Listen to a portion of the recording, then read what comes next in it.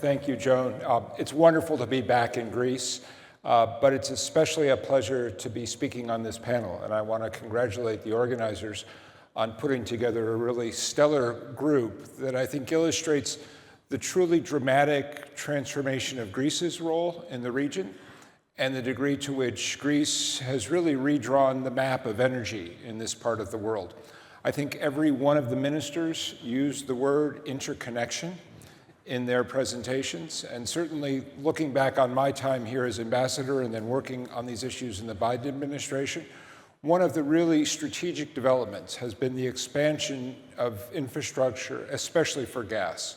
So projects like the Southern Gas Corridor, the IGB pipeline, the expansion of the Revithusa terminal, the new terminal at Alexandroupoli, progress that's being made with North Macedonia, the North Macedonia gas interconnector. And I was very glad to hear this morning that, and Andres will speak of this, I'm sure, that the Vardax pipeline connecting Greece and North Macedonia is also now making progress. This is reflected in the data.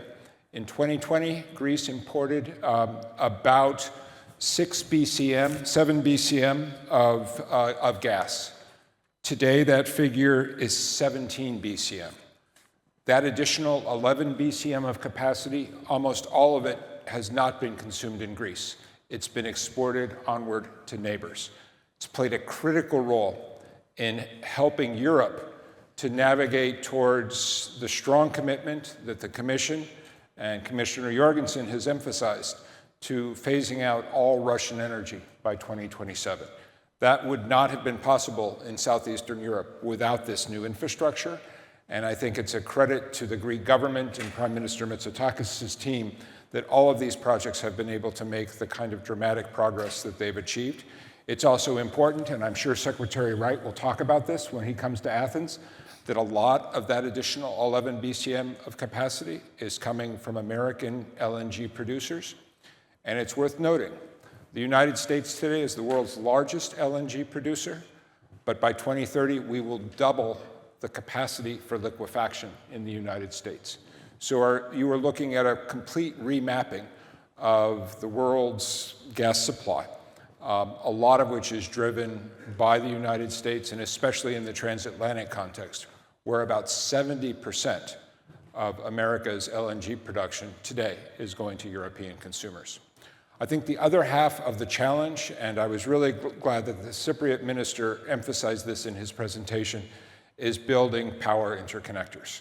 So projects like the Great Sea Interconnector, the Gregi Interconnector, they leverage two phenomena.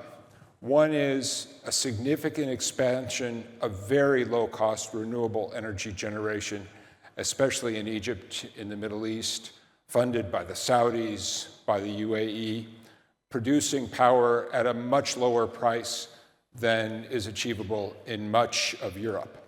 And then the second half of the equation is what the International Energy Agency has called the electrification of everything, expanding demand for power, for data centers, for cooling, for electric transportation, all of which are expanding here in Greece, but are expanding across Europe.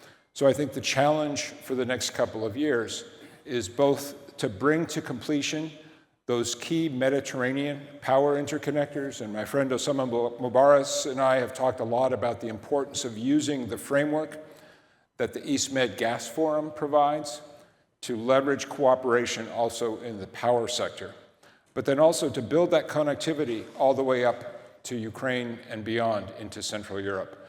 So and Greece is really right at the center of this agenda. And I think, as several of the panelists have said, the work now falls to the private sector. So it's great to be sort of right here in the middle of the conversation, and I look forward to the rest of it.